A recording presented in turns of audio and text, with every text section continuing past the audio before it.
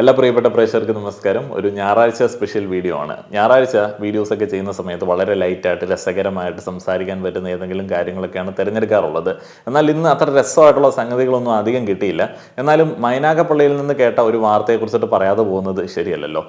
തലാക്ക്, ഫോണിൽ കൂടെ 3 തവണ ഭാര്യയെ മൊഴി ചൊല്ലി ഒഴിവാക്കാനായിട്ടുള്ള ശ്രമം പോലീസ് പിടിച്ചു. പള്ളിയിലെ ഇമാമായിരുന്നു. അദ്ദേഹം മുന്നേ ഒരു വിവാഹം കഴിച്ചിട്ടുണ്ട്. ആ ഒരു വിവാഹം മറച്ചു വെച്ചിട്ടാണ് രണ്ടാമത് 18 വയസ്സുള്ള ഒരു സ്ത്രീ വിവാഹം കഴിക്കുന്നത്. സ്ത്രീക്ക് ഇപ്പോൾ 20 വയസ്സുണ്ട്, കുട്ടിക്ക് 1 വയസ്സുണ്ട്. അപ്പോൾ അതിൻ്റെ ഇടയിലുണ്ടായ ചില പ്രശ്നങ്ങൾക്കിടയിലാണ് പുള്ളിക്കാരൻ തലാക്ക് ഫോണിൽ കൂടെ അങ്ങോട്ട് ചെല്ലിയത്. എന്നാണെങ്കിൽ 2019 മുസ്ലിം വിമൻ ആക്ടിന്റെ അണ്ടറിൽ ഈ ട്രിപ്പിൾ തലാക്ക് പരിപാടി, ഇൻസ്റ്റന്റ് തലാക്ക് പരിപാടികളൊക്കെ നിരോധിച്ചിരുന്നു. ആദ്യഘട്ടത്തിൽ ചെറിയ എതിർപ്പും കാര്യങ്ങളൊക്കെ ഉണ്ടായിരുന്നു. പിന്നീട് അവിടെ നിന്നും ഇവിടെ നിന്നൊക്കെ ചില മുറുമുറുപ്പുകളൊക്കെ കേൾക്കാനായിട്ട് സാധിക്കും. ഇത് ഞങ്ങളുടെ അവകാശത്തെയാണ്, മതപരമായിട്ടുള്ള അവകാശത്തെയാണ് നിങ്ങൾ നിഷേധിക്കുന്നത് എന്നൊക്കെ അന്ന് ചില ആളുകൾ പറഞ്ഞിരുന്നു. ഇപ്പോഴങ്ങനെ പറയുന്ന ആളുകളുണ്ട്. അവർക്കൊന്നും ഐഡന്റിറ്റി ഒന്നുമില്ല. മുഖ്യധാരയിൽ ഉള്ള മുസ്ലിം മത നേതാക്കളോ അല്ലെങ്കിൽ പ്രമുഖരായിട്ടുള്ള വ്യക്തികളോ ഈ തലാക്കിനെ അനുകൂലിക്കുന്നില്ല. അപ്പൊ ഈ കാലം മാറുന്നതനുസരിച്ചിട്ട് ഇതൊക്കെ വളരെ മോശമായിട്ടുള്ള നാണം കെട്ട പരിപാടിയാണ് എന്നുള്ളത് പൊതുവിൽ എല്ലാ ആളുകൾക്കും അറിയാമെന്നുണ്ടെങ്കിലും ഇങ്ങനെയുള്ള ചില പരിപാടികളൊക്കെ ഉണ്ടെങ്കിൽ അതൊക്കെ ഒരു രസമാണ് എന്ന് ചിന്തിക്കുന്ന ഒരു കൂട്ടം ആളുകളുണ്ട് എന്നുള്ളത് യാഥാർത്ഥ്യമാണ്. എടി, നിന്നെ ഞാൻ തലാക്കിൽ ഒഴിവാക്കിയിരിക്കുന്നു. നിന്നെ 3 തലാക്കും ചെല്ലിയിരിക്കുന്നടി. നിന്നെ ബന്ധം വേണ്ടി വരത്തില്ലല്ലോ. നിന്നെ 3 തലാക്കും ചെല്ലാൻ ബന്ധം ഒഴിവാക്കിയിരിക്കുന്നു. പൊയ്ക്കോ. ഏതായാലും പോലീസ് പിടിച്ച ഭാര്യയുടെ പരാതിയിന്മേൽ അറസ്റ്റിലായ ഇമാമിന് ഇത് നിയമവിരുദ്ധമാണോ എന്നുള്ളത് അറിയത്തില്ല എന്നിട്ടാണോ അതോ ഇനിയിപ്പോൾ അറിഞ്ഞിട്ടും ചെയ്തതാണോ എന്നുള്ളത് എനിക്കറിയില്ല. എന്താണെങ്കിലും പുരുഷാവകാശ കമ്മീഷൻ ആവശ്യമൊക്കെ ഉന്നയിക്കുന്ന ആളുകൾ ഇതിൽ ഇടപെടണം എന്നുള്ളതാണ് ഞാൻ പറയുന്നത്. കാരണം പുള്ളിക്കാരൻ പെട്ടെന്ന് ദേഷ്യത്തിൽ ചുമ്മാ ഭാര്യയെ പേടിപ്പിക്കാൻ വേണ്ടി 2 വർത്താനം പറഞ്ഞാണെന്നുണ്ടെങ്കിൽ വൈകാരിക തലങ്ങളിലൊക്കെ നിൽക്കുന്ന സമയത്ത് വേണമെന്നുണ്ടെങ്കിൽ പുള്ളിക്കും കുറച്ച് പുരുഷാവകാശം അങ്ങോട്ട് കൊടുത്തേക്കാം എന്ന് വിചാരിക്കുകയാണ്. എന്താണ് തലാക്ക്, ട്രിപ്പിൾ തലാക്ക് എന്നുള്ളതിനെ കുറിച്ചിട്ട് അറിയത്തില്ലാത്ത ആളുകൾക്ക് വേണ്ടി 1-2 വാചകത്തിൽ പറയാം. ഇത് സിമ്പിളായി പറഞ്ഞു കഴിഞ്ഞാൽ മുസ്ലിം പേഴ്സണൽ ലോയുടെ അടിസ്ഥാനത്തിലൊക്കെ ഒരു കാലത്ത് ചെയ്തുകൊണ്ടിരുന്ന ഡിവോഴ്സിന്റെ പരിപാടിയാണ്. വളരെ പെട്ടെന്ന് ഡിവോഴ്സ് ചെയ്യാം എന്നുള്ളതായിരുന്നു ട്രിപ്പിൾ തലാക്കിന്റെ ഒരു ഗുണം. ആദ്യഘട്ടത്തിൽ അങ്ങനെ പെട്ടെന്ന് ഡിവോഴ്സ് ചെയ്യാൻ പറ്റുന്ന സാഹചര്യം ഉണ്ടായിരുന്നില്ല. ശരിക്കും മത നിയമങ്ങൾ കൃത്യമായിട്ട് ഫോളോ ചെയ്ത് നോക്കുകയാണെന്നുണ്ടെങ്കിൽ ഈ തലാക്കിന് കുറെ പ്രൊസീജിയറും കാര്യങ്ങളൊക്കെ ഉണ്ടായിരുന്നു എന്നുള്ളതാണ് അറിയാൻ കഴിഞ്ഞത്. എന്നാൽ മതത്തിലെ ചില ജന്മികൾ, പണ്ഡിതന്മാർ, പ്രിവിലേജറായിട്ടുള്ള ആളുകൾ, ഇപ്പോൾ നമ്മൾ വാർത്തയിൽ കേൾക്കുന്ന ഇമാമിനെ പോലുള്ള ആളുകൾ അതിനെ രൂപമാറ്റം വരുത്തി ഇൻസ്റ്റന്റ് ആക്കി, പെട്ടെന്ന് ചെല്ലാൻ പറ്റുന്ന രീതിയിലേക്കൊക്കെ ആയി. അത് സ്ത്രീകളുടെ ആ ഒരു ജീവിക്കാനുള്ള അവകാശത്തെയും അവരുടെ ഡിഗ്നിറ്റിയൊക്കെ ബാധിക്കുന്ന തരത്തിലേക്ക് ആയതുകൊണ്ടാണ് ഇതൊരു വലിയ പ്രശ്നമായിട്ട് കൺസിഡർ ചെയ്തതും അത് നിരോധിച്ചതും ഒക്കെ. ഈ പേഴ്സണൽ ലോയുടെ അടിസ്ഥാനത്തിൽ ഏത് മതത്തിലാണെങ്കിലും ഡിവോഴ്സിന്റെ ചില പ്രൊസീജിയേഴ്സും കാര്യങ്ങളൊക്കെ ഉണ്ട്. ഇപ്പോൾ ക്രിസ്ത്യാനികൾക്ക് പള്ളിക്കോടതികൾ എന്നൊക്കെ പറഞ്ഞിട്ടുള്ള സംവിധാനങ്ങളുണ്ട്.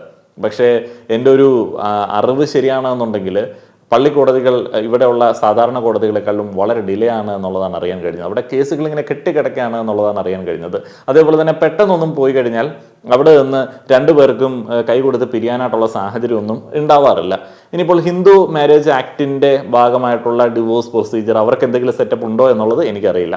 അപ്പോൾ ഇങ്ങനെ പേഴ്സണൽ ലോ എന്ന് പറയുന്ന വലിയൊരു തലവേദന ഇന്ത്യക്ക് ഉണ്ട്. അത് ഒരു യാഥാർത്ഥ്യം തന്നെയാണ്. അവിടെയാണ് നമ്മൾ യൂണിഫോം സിവിൽ കോഡിനെ കുറിച്ചിട്ടൊക്കെ പറയുന്നത്. ഏതായാലും ഈ ഇമാമിന്റെ വാർത്ത ഒന്ന് ജസ്റ്റ് കേൾക്കാം. ആ ഒരു വാർത്തയിൽ വളരെ രസകരമായിട്ടുള്ള ചില പരാമർശങ്ങളൊക്കെ ഉണ്ട്. ഞാനില്ലാതെ നടത്താൻ നീ ഇപ്പൊ പഠിച്ചില്ലേ? ചോദിക്കുന്നതിന് മറുപടി പറഞ്ഞാൽ ഞാൻ ഇല്ലാതെ ഏത് വിഷയവും കൈകാര്യം ചെയ്യാൻ ഇപ്പൊ നീ പഠിച്ചില്ലേ? എന്നെ ആക്ഷേപിച്ച് എനിക്ക് എതിരെ കഴിഞ്ഞ വിഷയം കഴിഞ്ഞു. എടി, നിന്നെ ഞാൻ തലാക്കിൽ ഒഴിവാക്കിയിരിക്കുന്നു. നിന്നെ 3 തലാക്കും ചെല്ലിയിരിക്കുന്നടി. നിന്നെ ബന്ധം വേണ്ടി വരത്തില്ലല്ലോ. നിന്നെ 3 തലാക്കും ചെല്ലാൻ ബന്ധം ഒഴിവാക്കിയിരിക്കുന്നു. പോയിക്കോ. കാര്യം ഒരു സ്ത്രീയെ ഒഴിവാക്കുന്നതിന്റെ വർത്തമാനങ്ങളാണ് കേട്ടത്. വിവാഹബന്ധം തകരുന്നതൊക്കെയാണ് കേൾക്കാൻ സാധിക്കുന്നത്. പക്ഷെ മുഖത്തൊരു ചിരി വന്ന എന്താണെന്ന് വെച്ച് കഴിഞ്ഞാൽ 19-20 വയസ്സുള്ള ഒരാളോടാണ് ഈ പറയുന്ന ഡയലോഗൊക്കെ അടിക്കുന്നത്. 18 വയസ്സുള്ള മറ്റൊരാളെ വിവാഹം കഴിക്കാൻ വേണ്ടിയുള്ള ഒരു ശ്രമവും അദ്ദേഹത്തിൻ്റെ ഭാഗത്തു നിന്നുണ്ടായി എന്നുള്ളതൊക്കെ അറിയാനായിട്ട് കഴിഞ്ഞു. ഈ 18 ആവാനായിട്ട് റെഡി ആയിട്ട് കാത്തു നിൽക്കുന്ന ഒരു കൂട്ടം ആൾക്കാരുണ്ട്. അപ്പോൾ അത് പേരൻസൊക്കെയാണ്. അവരിൽ പല ആളുകൾക്കും വലിയൊരു വിശ്വാസമായിരിക്കും ഇതുപോലുള്ള ഇമാമൊക്കെ വരുന്ന സമയത്ത്. അപ്പോൾ ഇമാമിന് കെട്ടിച്ചു കൊടുക്കും. എന്നാൽ ഇമാമിന് എന്തെങ്കിലും ഗുണം ഇതുകൊണ്ട് ഉണ്ടാവുമോ എന്നുള്ളത് ചോദിച്ചു കഴിഞ്ഞാൽ അറിയത്തില്ല. ഇപ്പോൾ ഇമാമിൻ്റെ വർത്തമാനം കേട്ടപ്പോഴത്തേന് അത്രയധികം സംതൃപ്തനൊന്നുമല്ല അദ്ദേഹത്തിൻ്റെ ദാമ്പത്യ ജീവിതത്തിൽ എന്നുള്ളത് നമുക്ക് കേൾക്കാൻ സാധിച്ചു. തിരിച്ചൊക്കെ അത്യാവശ്യം കാര്യങ്ങളൊക്കെ പറയുന്ന ഒരു പങ്കാളിയാണ് അദ്ദേഹത്തിന് ലഭിച്ചിരിക്കുന്നത്. അതുകൊണ്ട് തന്നെയാണ് അദ്ദേഹം പോലീസിൻ്റെ പിടിയിലായതും അകത്ത് പോയതും ഒക്കെ. ഗാർഹിക പീഡന പരാതി ഇങ്ങടെ കൊടുത്തിട്ടുണ്ട്. ഇപ്പം സുഖമായി. ഇനിയിപ്പോൾ അവിടെ നിന്ന് കാര്യങ്ങളൊക്കെ അങ്ങോട്ട് ചെയ്യാം. 18 വയസ്സുള്ള ഒരു പെൺകുട്ടി ഒന്ന് ആലോചിച്ച് നോക്കിയേ. നിങ്ങളിൽ പല ആളുകളും കോളേജിലൊക്കെ പഠിക്കുന്ന ആളുകളല്ലേ, 18 വയസ്സുള്ള ആളെന്ന് പറയുമ്പോൾ എന്ത് പക്വത ഉണ്ടായിരിക്കും. ഏതായാലും ഒരു പെൺകുട്ടിയെ വിവാഹം കഴിച്ച് 2 വർഷം കൊണ്ട് തന്നെ സ്വന്തം കാര്യങ്ങളൊക്കെ ചെയ്യാൻ പറ്റുന്ന രീതിയിലേക്ക് അവരെ വാർത്തെടുത്ത് കൊണ്ടുവന്നതിൻ്റെ ക്രെഡിറ്റ് പുള്ളിക്കാരൻ സ്വയം അങ്ങോട്ട് എടുക്കുന്നുണ്ട്. ആ ഒരു ക്രെഡിറ്റ് വേണമെങ്കിൽ പുള്ളിക്കാരന് കൊടുത്തേക്കാം. സാഹചര്യങ്ങളുടെ സമ്മർദ്ദമാണല്ലോ ഒരു മനുഷ്യനെ പൂർണ്ണമായിട്ടുള്ള ഒരു മനുഷ്യനാക്കുന്നത്. ഫോണിൽ കൂടെ മുത്തലാഖ് ചെല്ലുന്നു, അത് ആ ഒരു സ്ത്രീ റെക്കോർഡ് ചെയ്തിട്ടുണ്ട്. പോലീസിൽ പരാതി കൊടുക്കുന്നു, ഗാർഹിക പീഡന പരാതി കൂടി അതിൻ്റെ മുകളിൽ ഒട്ടിച്ച് അങ്ങോട്ട് കൊടുക്കുന്നു. എന്തുകൊണ്ടാണ് പെട്ടെന്ന് ഈ കാര്യങ്ങളൊക്കെ നടക്കുന്നത്? ഈ മത നിയമങ്ങൾക്ക് അതീതമായിട്ട് രാജ്യത്തിൻ്റെ നിയമങ്ങളെ അംഗീകരിക്കാൻ വേണ്ടിയും അതിൻ്റെ ആനുകൂല്യങ്ങൾ അനുഭവിക്കാൻ വേണ്ടിയും കമ്മ്യൂണിറ്റിയിലെ സ്ത്രീകൾ കൂടുതലായി മുന്നോട്ടേക്ക് വന്നതിൻ്റെ ഒരു എക്സാമ്പിളാണ് ഇത്. കാര്യമായി തന്നെ മതപണ്ഡിതന്മാരെ, അതേപോലെ തന്നെ മതജന്മികളെ, മതതിട്ടൂരം മറക്കുന്ന ആളുകളെയൊക്കെ ഒഫൻഡഡ് ആക്കിയിട്ടുണ്ട്. അതുമായി ബന്ധപ്പെട്ട് കഴിഞ്ഞ ദിവസം ഒരു റീല് നിങ്ങളിൽ ചില ആളുകൾ അയച്ചു തന്നിട്ടുണ്ടായിരുന്നു. അതൊന്ന് പ്ലേ ചെയ്യാം. പെണ്ണുങ്ങൾക്ക് ഉസർ കൂടിയ കാലം ഇപ്പൊ അമ്മുതേച്ചി നമ്മളെ പെണ്ണുങ്ങളോട് ഒരു കട്ടൻ ചായ അടിക്കാന്ന് പറഞ്ഞാല് കട്ടൻ ചായ തരും. അല്ല എനിക്കിപ്പോ കഞ്ഞിയാ വേണ്ടത്, കഞ്ഞി ഉണ്ടാക്കി തരും. ഈ ഇഞ്ഞി പെണ്ണിട്ടുള്ളവർക്ക് അതൊന്നും നിങ്ങൾ പ്രതീക്ഷിക്കണ്ട. എന്നിട്ട് കട്ടൻ ചായ ആണെങ്കിൽ പറയും എന്നാ കടി നിങ്ങൾ ഉണ്ടാക്കിക്കോളി, ചായ ഞാൻ ഉണ്ടാക്കിക്കോളാം. കടി നിങ്ങളാണെങ്കിൽ ചായ ഞാൻ. ഈക്വാലിറ്റിയാണ്. മനസ്സിലായോ? എത്ര പെൺകുട്ടികൾക്ക് ഇന്ന് പുതിയാപ്പിളാരെ വേണ്ട. അവര് പറയണെന്താ, ഞങ്ങൾ പഠിക്കട്ടെ എന്ന് പറയും. ആദ്യം കുറച്ചാണ്ട് കഴിഞ്ഞാൽ പറയും പിന്നെ ഞങ്ങൾക്ക് ജോലിക്ക് പോകണം. എന്നിട്ട് ജോലിക്ക് പോയി കായൊക്കെ ഉണ്ടാക്കിയിട്ട് അയക്ക് പറ്റിയൊരു മണങ്ങനെ മാണങ്ങമാണ് അല്ലെങ്കിൽ വേണ്ട. മനസ്സിലായോ? പെണ്ണ് പറയുമ്പോൾ കേൾക്കുന്ന ഒരു മണങ്ങനെ കിട്ടുകയാണെങ്കിൽ അപ്പൊ നോക്കാം, ഇല്ലെങ്കിൽ വേണ്ട. ഇന്ന് ആൺകുട്ടികളെ ഇഷ്ടം പോലെ പെണ്ണിട്ട് നമ്മുടെ ബാക്കിയുണ്ട്. പെൺകുട്ടികളെ കാണാൻ ഒരിക്കൽ പേര് പോയത്. നമ്മളെ നാട് മാറിപ്പോയി. രക്ഷിതാക്കളെ, നമ്മുടെ കുട്ടികളെ ശരിയാവണ്ണം നാം ശ്രദ്ധിച്ചില്ലെങ്കിൽ, പഴയ കാലത്ത് നമ്മുടെ പെൺകുട്ടി വീട്ടിൽ വാതിലടിച്ചിരിക്കുകയാണെന്ന് പറഞ്ഞാൽ നമുക്കൊരു ബേജാറില്ല. ഇന്ന് വാതിലടിച്ചിരുന്ന അപ്പൊ പേടിക്കണം. വാതിലടിച്ച് പെണ്ണ് ഔത്തിരിക്കാൻ തുടങ്ങിയാൽ അപ്പൊ നമ്മൾ പേടിച്ചോളണം. കാരണം ഈ സാധനം നമ്മൾ വാങ്ങി കൊടുക്കൊന്നും വേണ്ട. അതിന് ഇഷ്ടം പോലെ അവസരങ്ങളുണ്ട്. ഇത് തലി കയറി പിരാന്തായതിനു ശേഷമാണ് നമ്മളെല്ലാവരും ശ്രദ്ധിക്കുന്നത്. കഴിഞ്ഞ ദിവസം ഒരു വീഡിയോയിൽ പറഞ്ഞതുപോലെ കാലഘട്ടം മാറുന്നതനുസരിച്ചിട്ട് ചില കാര്യങ്ങളൊക്കെ ഓട്ടോമാറ്റിക്കലി അങ്ങ് വന്നോളും. ഒരു കാലത്ത് സ്കൂളിൽ പോകുന്ന വിദ്യാഭ്യാസം നേടുന്ന സ്ത്രീകളുടെ കാര്യത്തിലായിരുന്നു ഇതുങ്ങൾക്ക് വലിയ ആദി. പെണ്ണുങ്ങൾ പഠിച്ചു കഴിഞ്ഞാൽ വലിയ പ്രശ്നമാണ്. പക്ഷെ അത് കഴിഞ്ഞപ്പോഴത്തേന് സാഹചര്യം മാറി. പെണ്ണുങ്ങൾ പഠിച്ചെങ്കിൽ മാത്രമേ പെണ്ണുങ്ങളെ ചില കാര്യങ്ങൾ പഠിപ്പിക്കാനായിട്ട് ആളുകളുള്ളൂ, അല്ലെങ്കിൽ അന്യപുരുഷന്മാരുടെ അടുത്ത് അവർ പഠിക്കാനായിട്ട് പോകാൻ സാധ്യതയുണ്ട്. ഇപ്പോൾ ഡ്രൈവിംഗ് പഠിക്കാനായിട്ട് സ്ത്രീകളുള്ള ഡ്രൈവിംഗ് സ്കൂളിൽ മാത്രമേ പോകാവുള്ളൂ. അതേപോലെ തന്നെ ഡോക്ടറെ കൺസൾട്ട് ചെയ്യുന്ന സമയത്ത് സ്ത്രീകളായിട്ടുള്ള ഡോക്ടറെ കൺസൾട്ട് ചെയ്യാവുള്ളൂ എന്ന തിട്ടൂരമൊക്കെ കാലം മാറിയതനുസരിച്ച് ഇറക്കിയപ്പോഴാണ് ആലോചിച്ചത് അപ്പോൾ ഇതൊക്കെ ചെയ്യാനായിട്ട് ഓരോ സ്ത്രീകൾ വേണം. അപ്പം സ്ത്രീകൾ വിദ്യാഭ്യാസം നേടുന്നതിൽ കുഴപ്പമില്ല, എന്നാലും ഈ അടിമയായിട്ട് തന്നെ നിൽക്കണം എന്നുള്ളൊരു ചിന്താഗതി അവിടെ തന്നെയുണ്ട്. പുസ്തകങ്ങൾ, മതത്തിൻ്റെ നിയന്ത്രണത്തിലല്ലാത്ത വിദ്യാലയങ്ങൾ, മറ്റ് മനുഷ്യന്മാരുമായിട്ട്, മറ്റ് മതസ്ഥരായിട്ട്, അല്ലെങ്കിൽ നാനാവിധ മനുഷ്യന്മാരുമായിട്ടൊക്കെ ഇടപെടുന്ന സാഹചര്യങ്ങളൊക്കെ സ്ത്രീകളെ ഈ ഒരു അടിമ മനോഭാവത്തിൽ നിന്നിട്ട് മാറ്റാനായിട്ടുള്ള സാധ്യതയുണ്ട് എന്ന് മനസ്സിലാക്കി വളരെ കാലങ്ങളായിട്ട് ഇവർ പലതരത്തിൽ ആകുലരാണ്. അവിടെയാണ് ഈ ചായ ചോദിക്കുന്ന സമയത്ത് ഉണ്ടംപൂരി വേണമെന്നുണ്ടെങ്കിൽ സ്വന്തമായി ഉരുട്ടണമല്ലോ എന്നുള്ളൊരു കാര്യമൊക്കെ എടുത്ത് പറയുന്നത്. അവിടെയാണ് കഴിഞ്ഞ ദിവസം മറ്റേ MEX7 വ്യായാമ കൂട്ടായ്മയ്ക്കെതിരെ കാന്തപുരം പറഞ്ഞതുപോലെയുള്ള ചില ആകുലതകളൊക്കെ വരുന്നത്. സ്ത്രീകളും പുരുഷന്മാരും ഏതെങ്കിലുമൊക്കെ തുറസായ സ്ഥലങ്ങളിൽ രാവിലെ വ്യായാമത്തിൻ്റെ സമയത്ത് കണ്ടുമുട്ടിയാൽ പോലും അവിഹിതം ഉണ്ടാവാനായിട്ടുള്ള സാധ്യതയുണ്ട്. ഇങ്ങനെയുള്ള പല പേടികൾ ഇങ്ങനെ ഇട്ട് കൊടുക്കുകയാണ്. അപ്പോൾ ഈ പെണ്ണ് കിട്ടാത്തവന്മാർ ചിന്തിക്കുന്നില്ലല്ലോ എന്തുകൊണ്ടാണ് പെണ്ണ് കിട്ടാത്തെന്നുള്ളത്. അമ്മമാർ പഠിക്കാത്തതുകൊണ്ടും അതിനുള്ള വകതിരിവില്ലാത്തതുകൊണ്ടും ഇപ്പോഴും സ്ത്രീകൾക്ക് വിദ്യാഭ്യാസം നേടുന്ന കാലഘട്ടമാണ്. അല്ലെങ്കിൽ വിദ്യാഭ്യാസം നേടുന്നതുമായി ബന്ധപ്പെട്ട ആ ഒരു സമയത്താണ് സ്വാതന്ത്ര്യം അനുഭവിക്കാൻ വേണ്ടി പറ്റുന്നത്. അതുകൊണ്ട് തന്നെ പെൺകുട്ടികളൊക്കെ വീട്ടിൽ ഇരുന്നിട്ട് പണിപ്പെടണ്ടല്ലോ എന്ന് വിചാരിച്ചിട്ട് കൂടുതൽ പഠിക്കാനായിട്ട് ശ്രമിക്കും. പല ആളുകളും വിവാഹം കഴിക്കുന്നതുവരെങ്കിലും പഠിക്കാനായിട്ട് ആഗ്രഹിക്കുന്നുണ്ട്. അതുകൊണ്ട് തന്നെ വിവാഹമൊക്കെ ഇങ്ങനെ മാറ്റി വെച്ച് നല്ല വിദ്യാഭ്യാസം നേടുന്നുണ്ട്. അതേപോലെ തന്നെ ഇപ്പോൾ മുസ്ലിം മൈനോറിറ്റിയുടെയൊക്കെ ഒരു കാര്യം പറയുകയാണെന്നുണ്ടെങ്കിൽ അവിടുത്തെ ചെക്കന്മാരുടെ കാര്യവും വളരെ കഷ്ടമാണ്. അപ്പോൾ അവരിൽ പല ആളുകളും പേഴ്സണലായിട്ടൊക്കെ സംസാരിക്കുന്ന സമയത്ത് പറയുന്ന കാര്യങ്ങളുണ്ട്. പണം എന്ന് പറയുന്നത് സാധാരണ ഒരു ജോലി ചെയ്ത് സമ്പാദിച്ചു കഴിഞ്ഞാൽ ആ മതത്തിലെ യാഥാസ്ഥിക ജീവിത രീതികൾക്കനുസരിച്ചിട്ട് തികയാത്തൊരു സാഹചര്യമുണ്ട്. അപ്പോൾ അവിടെയും ഈ കോമ്പറ്റീഷനൊക്കെ ഉണ്ട്. വിവാഹ മാർക്കറ്റുണ്ട്. അവിടെ പുരുഷന്മാർ ഒത്തിരിയധികം സമ്മർദ്ദം അനുഭവിക്കേണ്ടി വരാറുണ്ട്. ഇപ്പോൾ നമ്മൾ മറ്റേ കൊടുവള്ളിക്കാരെ കുറിച്ചിട്ടൊക്കെ പറയാറില്ലേ, അപ്പോൾ അവരതൊരു സ്വയം തൊഴിലായിട്ട് ചെയ്യുന്നത് എന്തുകൊണ്ടാണ്? സ്വർണ്ണക്കടത്ത് പോലെയുള്ള പരിപാടികളൊക്കെ. അത്രയധികം പണം അവർക്ക് ആവശ്യമുണ്ട്. പക്ഷേ പണം എന്തോരം നേടിയാലും വിദ്യാഭ്യാസമില്ല, അല്ലെങ്കിൽ ഒരു സ്റ്റാൻഡേർഡ് ഇല്ല എന്നുണ്ടെങ്കിൽ വിദ്യാഭ്യാസം നേടിയിട്ടുള്ള സ്ത്രീകൾ അവർക്ക് വിവാഹം കഴിക്കാനായിട്ട് ഇവരെ തിരഞ്ഞെടുക്കുമോ? അതുകൊണ്ട് ആണുങ്ങൾക്ക് വിവാഹം നടക്കുന്നില്ല എന്ന കാര്യത്തെക്കുറിച്ചിട്ട് ആകുലപ്പെടുന്ന സമയത്ത് ചിന്തിക്കേണ്ട കുറേ കാര്യങ്ങളുണ്ട്. കാരണം സ്ത്രീകൾക്ക് വിദ്യാഭ്യാസം കൂടുന്നുണ്ട് ആണുങ്ങളെക്കാളും കൂടുതലായിട്ട്. അപ്പോൾ അവരവരുടെ ആ ഒരു നിലയ്ക്കും വിലയ്ക്കും അനുസരിച്ചിട്ടുള്ള ആളുകളെ നോക്കും. ഈ പഴയതുപോലെ തന്നെ സ്ത്രീകളെ അടിമകളാക്കി കഴിഞ്ഞാൽ സുഖമായിട്ട് അങ്ങ് ജീവിക്കാം, പഴയതുപോലെ തന്നെ ചായ ചോദിക്കുമ്പോൾ ഉണ്ടംപൂരി ഫ്രീ ആയിട്ട് കിട്ടും എന്നൊക്കെയുള്ള ചിന്തയായിട്ട് ഈ കാലത്ത് എങ്ങനെ ജീവിക്കാൻ പറ്റും? രാജ്യത്തിൻ്റെ നിയമം ഓരോ കാലഘട്ടം മാറുന്നതനുസരിച്ചിട്ട് ഇവോൾവ് ചെയ്ത് വളരെ പോളിഷ്ഡായി എല്ലാ ആളുകളെയും കൂടെ ഉൾക്കൊള്ളിക്കാവുന്ന രീതിയിലേക്ക് ഇങ്ങനെ വന്നുകൊണ്ടിരിക്കുകയാണ്. ഈക്വാലിറ്റി എന്ന് പറയുന്ന ആ ഒരു കാര്യം എല്ലാ ആളുകളിലേക്കും തുല്യമായിട്ട് എത്തിക്കാൻ വേണ്ടിയുള്ള ശ്രമങ്ങൾ കലാകാലത്തോളം ഇന്ത്യയുടെ നിയമങ്ങളിൽ ഉണ്ടായിട്ടുണ്ട്. അപ്പം അങ്ങനെ വരുന്ന സമയത്ത് ഇനി എന്തൊക്കെ തരം കവലപ്രസംഗം നടത്തിയാലും ഈ മറ്റേ ചായയുടെ കൂടെ ഉണ്ടംപൊരി ഫ്രീ ആയിട്ട് ഒരു പണിയെടുക്കാതെ കിട്ടുന്ന ആ ഒരു സാഹചര്യം ഉണ്ടാവില്ല. ആ ഒരു സ്വപ്നത്തിന് വേണ്ടി ജീവിക്കണ്ട. ഒന്നിച്ച് നിന്ന് അന്യ സ്ത്രീയും പുരുഷനും തമ്മിൽ ഇവർ ഈ ആരോഗ്യ സംരക്ഷണം തമ്മിലൊക്കെ കാണിക്കുന്ന ഈ പ്രക്രിയ, ഇത് ഈ വാട്സപ്പ് മുഴുവനും ചെയ്യുന്നില്ലല്ലോ. അവരൊരു വ്യായാമമല്ലേ ചെയ്യുന്നുള്ളൂ. നിങ്ങൾ കാണുന്നില്ലേ? അതൊരു പൊതുവിടത്തല്ലേ? എടാ ഞങ്ങളുടെ ഭാര്യമാരെ അത്തരം ഒരു കാര്യം ചെയ്യുന്നതിൽ ഞങ്ങൾക്ക് താല്പര്യമില്ല, അവർക്കും താല്പര്യമില്ല. ഇസ്ലാമിന്റെ അവർക്ക് താല്പര്യമില്ല എന്നുണ്ടെങ്കിൽ അത് അവരുടെ സ്വാതന്ത്ര്യം. നിങ്ങൾക്ക് താല്പര്യമില്ല, നിങ്ങൾ വിടാതിരിക്കുന്നത് നിങ്ങളുടെ സ്വാതന്ത്ര്യം. പക്ഷെ നിങ്ങൾ ഒരു മതത്തിന്റെ പേരിൽ, ഒരു പുരോഹിതന്റെ പേരിൽ, പുരോഹിത വചനത്തിന്റെ പേരിൽ അത് സമൂഹത്തിലേക്ക് സന്ദേശമായി താഴേക്ക് കൊടുക്കുന്നത് എന്തടിസ്ഥാനത്തിലെന്നുള്ളതുകൊണ്ടാണ് ചോദിച്ചത്. ആഹ്വാനത്തെ കുറിച്ച് മാത്രമാണ് ചോദിച്ചത്. പുരുഷനും മിങ്കളായിട്ടുള്ള ഏത് ക്രയവിക്രയങ്ങളും ഇസ്ലാമിന്റെ ദൃഷ്ടിയിൽ നിഷിദ്ധമാണ്. ഇസ്ലാമിന്റെ ദൃഷ്ടിയിൽ നിഷിദ്ധമാണ്. അത് 6-ാം നൂറ്റാണ്ടെന്നോ 5-ാം നൂറ്റാണ്ടെന്ന് പറഞ്ഞാലും ഇസ്ലാമിന്റെ കാഴ്ചപ്പാടാണത്. ഈ കാഴ്ചപ്പാടിനൊക്കെ അനുസരിച്ചിട്ട് ജീവിക്കാൻ വേണ്ടി പറ്റുമോ? ഗവൺമെന്റ് സ്ഥാപനങ്ങളിൽ വർക്ക് ചെയ്യേണ്ടതുണ്ട്. അതേപോലെ തന്നെ മതപ്രാതിനിധ്യം കാണിക്കാൻ വേണ്ടി ന്യൂനപക്ഷങ്ങളെ കാര്യമായി തന്നെ അധികാര ശ്രേണിയിലേക്ക്, അത് സ്ത്രീയെന്നോ പുരുഷനോ ഭേദമില്ലാതെ കടന്നു കയറാനായിട്ടുള്ള ശ്രമങ്ങൾ നടത്തുന്നുണ്ട്. അവിടെയൊക്കെ ഈ പറയുന്ന ഇസ്ലാമിന്റെ നിയമങ്ങളോ അല്ലെങ്കിൽ ഏതെങ്കിലും മതത്തിന്റെ നിയമങ്ങളൊക്കെ വർക്കാവോ? ഇല്ല. ഇതൊക്കെ ഒരുമാതിരി ഓരോ സാഹചര്യത്തിനനുസരിച്ചിട്ട് ഇവന്മാര് ആർക്കെട്ടെങ്കിലും പണി കൊടുക്കാൻ വേണ്ടി നടത്തുന്ന സംഗതിയാണ്.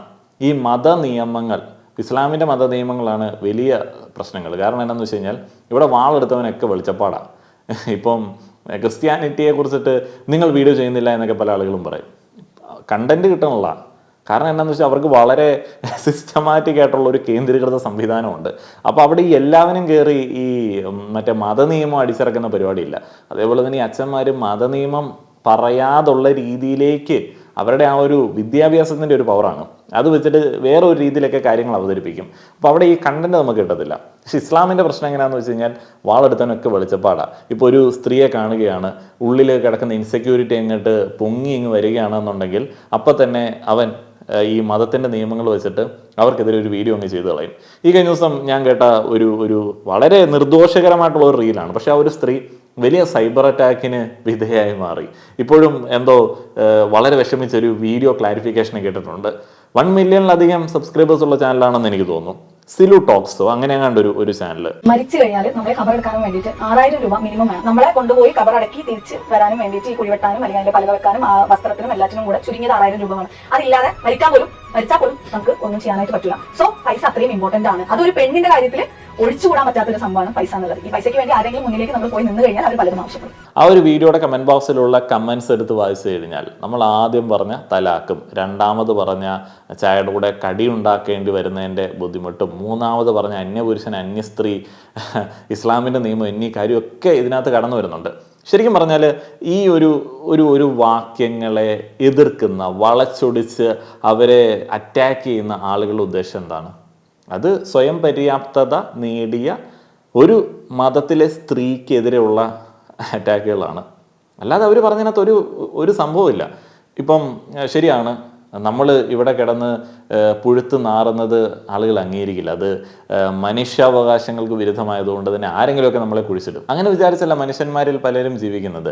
എല്ലാ ആളുകളും താൻ മരിക്കുന്ന സമയത്ത് തങ്ങളുടെ കുടുംബാംഗങ്ങൾക്കൊരു ബുദ്ധിമുട്ടുണ്ടാവരുതല്ലോ എന്ന് വിചാരിച്ചിട്ടാണ് പല കാര്യങ്ങളൊക്കെ ചെയ്യുന്നത്. ഇപ്പോൾ നമ്മളിൽ പല ആളുകളും ടേം ഇൻഷുറൻസ് എടുത്ത് എന്തിനു വേണ്ടിയാണ്? ഇപ്പം ഞാൻ ടൈം ഇൻഷുറൻസ് എടുത്തത് ഞാൻ മരിക്കുന്ന സമയത്ത് എൻ്റെ ബാധ്യതകൾ അതൊന്നും എൻ്റെ കുടുംബത്തെ ബാധിക്കരുതല്ലോ എന്ന് വിചാരിച്ചിട്ടാണ്. ഇതൊക്കെ എല്ലാ ആളുകളും ചിന്തിക്കുന്നുണ്ട്. അപ്പം നമ്മൾ മരിക്കുന്ന സമയത്ത് ഇത്ര പൈസയെങ്കിലും വീട്ടിലില്ല എന്നുണ്ടെങ്കിൽ നമ്മുടെ വേണ്ടപ്പെട്ടവർ ഞങ്ങളുടെ ഇല്ല കേട്ടോ, ഞങ്ങൾക്ക് അടക്കം ചെയ്യാനായിട്ടുള്ള സാധ്യതയില്ല, ഞങ്ങളുടെ പണമില്ല, നിങ്ങൾ സഹായിക്കണേ എന്ന് പറഞ്ഞ് ഇരക്കേണ്ട ഒരവസ്ഥ വരും.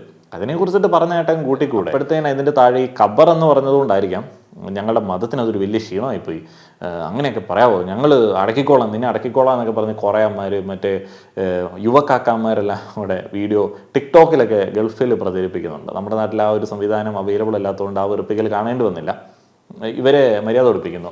നിന്നെയും നിന്റെ മക്കളെ ഞങ്ങൾ അടക്കിക്കോളാം എന്നൊക്കെ പറഞ്ഞിട്ടുള്ള വലിയ ഓഫേഴ്സൊക്കെ അമ്മമാർ കൊടുക്കുന്നത്. അമ്മമാരാരാണ്?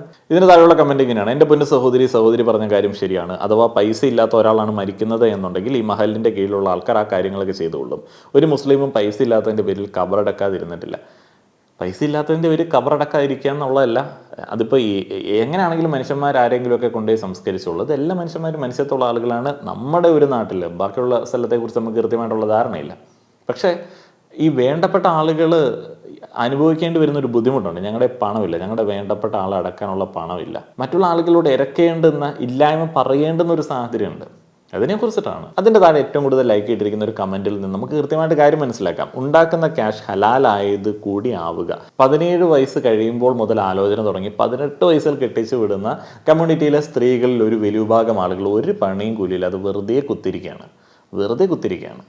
പക്ഷെ അവർക്ക് എന്തെങ്കിലും ഒരു 5 രൂപ കയ്യിൽ സ്വന്തമായിട്ട് വേണമെന്നുള്ള ആഗ്രഹമൊക്കെ ഉണ്ട്. ബാക്കിയുള്ള ആളുകളുടെ ജീവിതമൊക്കെ കാണുന്ന സമയത്ത് കയ്യിൽ പൈസ ഇല്ലാത്തതുകൊണ്ട് സ്വന്തമായിട്ട് ഒരു ഡിസിഷനും പല സ്ത്രീകൾക്കും, ഇതുപോലുള്ള കമ്മ്യൂണിറ്റികളിലെ സ്ത്രീകൾക്കും എടുക്കാൻ പറ്റില്ല. അപ്പോഴാണ് അവരുടെ കമ്മ്യൂണിറ്റിയിലെ ചില സ്ത്രീകൾ സ്വയം പര്യാപ്തത നേടുന്നത്. ഇപ്പോൾ ഈ സ്ത്രീ ആണെന്നുണ്ടെങ്കിൽ പഠിക്കുന്നൊക്കെ ഉണ്ട്, നിയമം പഠിക്കുന്നുണ്ട് എന്നൊക്കെ കമൻറ്റ് ബോക്സിൽ നിന്ന് അറിയാൻ കഴിഞ്ഞു. ഇപ്പം അങ്ങനെയുള്ള സാഹചര്യങ്ങളൊക്കെ നേടുന്നത് കാണുമ്പോഴത്തേനും ഒരു കുശുമ്പ്, ഒരു അസൂയൊക്കെ വരും. അപ്പോഴത്തേനും മറ്റേ സാധനം എടുത്തിടും. എന്താണ്? ഈ യൂട്യൂബിൻ്റെ പൈസ ഹലാലാണോ എന്നുള്ളൊരു സാധനം എടുത്തിടും. അപ്പോഴത്തേനും അവരെ തളർത്താൻ വരുന്ന ഒരു സംഗതിയാണല്ലോ. നീ മത നിയമങ്ങൾക്ക് വിരുദ്ധമായിട്ടാണ് ജീവിക്കുന്നത്. ശരിക്കും മത നിയമങ്ങൾ, തീവ്ര നിയമങ്ങളുടെ അടിസ്ഥാനത്തിലാണെങ്കിൽ മുഖം പോലും ഒരു സോഷ്യൽ മീഡിയയിൽ കാണിക്കാൻ പറ്റില്ല. അപ്പോൾ ഒത്തിരിയധികം സ്ട്രെസ് എടുത്തിട്ട് ഒത്തിരിയധികം മതവിരുദ്ധതയൊക്കെ വെച്ചിട്ടാണ് ന്യൂനപക്ഷ മതങ്ങളിലെ പല ആളുകളും ഒന്ന് രാവിലെ മുതൽ വൈകിട്ട് വരുന്നതും ജീവിച്ച് തീർക്കുന്നത്. അപ്പോൾ ഇവരെ തളർത്താൻ വേണ്ടി ഹലാലാണോ അങ്ങനെയുള്ള സാധനമൊക്കെ എടുത്തിടും. മരിച്ചവർ എണീറ്റ് വന്നിട്ട് 6000 രൂപയും കൊടുത്തിട്ട് വീണ്ടും മരിക്കും. പണം ഉണ്ടാക്കാനുള്ള ന്യായീകരണം. പണമുണ്ടാക്കുന്നത്, സാധാരണക്കാർ പണമുണ്ടാക്കുന്നത് ശരിക്കും മതത്തിലെ ആളുകൾക്ക് അങ്ങ് പിടിക്കത്തൊന്നുമില്ല. വിവാഹം ആർഭാടമായി നടത്തിയെന്ന് തോന്നിയാൽ, സാധാരണക്കാർ അങ്ങനെ നടത്തിയെന്ന് തോന്നിക്കഴിഞ്ഞാൽ, മറ്റേ നീട്ടി വലിച്ച് പാട്ടുപാടി അപരാധം പറയുന്നവന്മാരുണ്ടല്ലോ, മറ്റേ മതപണ്ഡിതന്മാർ, അവന്മാർ ഇവരെ കുറിച്ചിട്ട് കുറേ അപരാധങ്ങൾ പറഞ്ഞു പരത്തും. പക്ഷേ ഈ മതത്തിൽ വലിയ നേതാക്കന്മാർ, രാഷ്ട്രീയ പ്രാതിനിധ്യമുള്ള ആളുകളിലേക്ക് വിവാഹങ്ങൾ ഗംഭീരമായിട്ട് ആഘോഷിക്കും. ഒരുത്തിനൊന്നും പറയില്ല. ഇതിനകത്തൊക്കെ മതജന്മികളുടെ കടന്നുകയറ്റം ധാരാളമായിട്ടുണ്ട്. അപ്പോൾ മനസ്സിലാക്കേണ്ട സംഗതി എന്താണെന്ന് വെച്ച് കഴിഞ്ഞാൽ, ഇതെല്ലാം എല്ലാ മനുഷ്യന്മാരും കാണുന്നുണ്ട്. അപ്പോൾ സ്ത്രീകളും കാണുന്നുണ്ട്, കുട്ടികളായിട്ടുള്ള കുഞ്ഞുങ്ങൾ, പെൺകുഞ്ഞുങ്ങളും കാണുന്നുണ്ട്. അപ്പോൾ അവർക്ക് സ്വാഭാവികമായിട്ടും ചില എതിർപ്പുകളൊക്കെ ഉണ്ടാവും. പഴയ പോലെ മറ്റേ ചായ ഉണ്ടമ്പൂരിയൊന്നും ഈസി ആയിട്ട് കിട്ടുന്ന ഒരു സാഹചര്യമൊന്നും ഇനി പ്രതീക്ഷിക്കേണ്ട. അപ്പോൾ രാജ്യത്തിൻ്റെ നിയമങ്ങളനുസരിച്ചിട്ട് എല്ലാവരും ജീവിക്കാനായിട്ട് ശ്രമിക്കുക. ഇറാഖിൽ പെൺകുഞ്ഞുങ്ങളെ വിവാഹം കഴിക്കാനായിട്ടുള്ള നിയമമൊക്കെ പ്രാബല്യത്തിൽ വന്നിട്ടുണ്ട്. ഇതൊക്കെയാണ് കാണുന്നത്. ഇതൊക്കെയാണ് മറ്റേ ശരിയത്ത് നിയമം ഒറിജിനലായിട്ട് പറയുകയാണെന്നുണ്ടെങ്കിൽ. അപ്പോൾ അതിനെ തടയേണ്ടത് ശരിക്കും മതത്തിലെ സ്ത്രീകളുടെയും കൂടെ ആവശ്യമാവുന്ന സമയത്ത്, അവരുടെ പങ്കാളിത്തം കൂടെ വരുന്ന സമയത്ത് കാര്യങ്ങൾ പഴയതുപടിയൊന്നും നടക്കാനായിട്ടുള്ള സാധ്യതയൊന്നുമില്ല. ഫോണിൽ കൂടെയൊക്കെ ചെല്ലുവിൻ്റെ അവസ്ഥ ഉണ്ടല്ലേ. അപ്പോൾ ഇത് കുറച്ചും കൂടെ വിശ്വാസങ്ങളായിട്ട് വ്യക്തിപരമായിട്ട് വയ്ക്കുക. അത് രാഷ്ട്രീയത്തിന് വേണ്ടി ഉപയോഗിക്കാതിരിക്കുക. രാജ്യം മുഴുവൻ അതിൻ്റെ അണ്ടറിലേക്ക് വരണമെന്നൊക്കെയുള്ള ദുരാഗ്രഹം മനസ്സിൽ വെക്കാതിരിക്കുക. അതേപോലെ തന്നെ എല്ലാ ആളുകളും ആ ഒരു നിയമങ്ങൾ പാലിക്കണം, അല്ലെങ്കിൽ അങ്ങ് ഇല്ലാതാക്കി കളയും എന്ന് പറയുന്ന സൈബർ അറ്റാക്കും മെൻറ്റാലിറ്റിയും ഒഴിവാക്കുക. മറ്റൊരു എക്സാമ്പിൾ കൂടെ പറഞ്ഞാൽ, സ്പാനിഷ് പഠിച്ച 3 മത വസ്ത്രങ്ങളൊക്കെ ധരിച്ചിട്ടുള്ള മൈനോറിറ്റി മതക്കാരുടെ വീഡിയോ ഉണ്ട്. അവർ സ്പാനിഷ് പഠിച്ചതിനെ കുറിച്ചിട്ടുള്ള വീഡിയോ ഉണ്ട്. അതിന് കമൻറ്റ് ബോക്സിൽ ഒരു കമൻറ്റ് ഞാനിങ്ങനെ കണ്ടതാണ്: നമ്മളെ പടിയിറക്കി വിട്ട നാട്ടിൽ കയറി ആധിപത്യം സ്ഥാപിക്കാൻ എല്ലാവിധ സംഭവവും നിങ്ങൾക്ക് ദൈവം തരട്ടെ എന്നുള്ളത്. എന്തൊരു ചിന്താഗതിയാണ്! എന്തിനൊക്കെയാണ് ഇങ്ങനെയൊക്കെ ചിന്തിക്കുന്നത്? അപ്പോൾ ഇതൊക്കെയാണ് ഇതിൻ്റെ പരിപാടികൾ. നിങ്ങളുടെ അഭിപ്രായങ്ങൾ പറയുക. നന്ദി.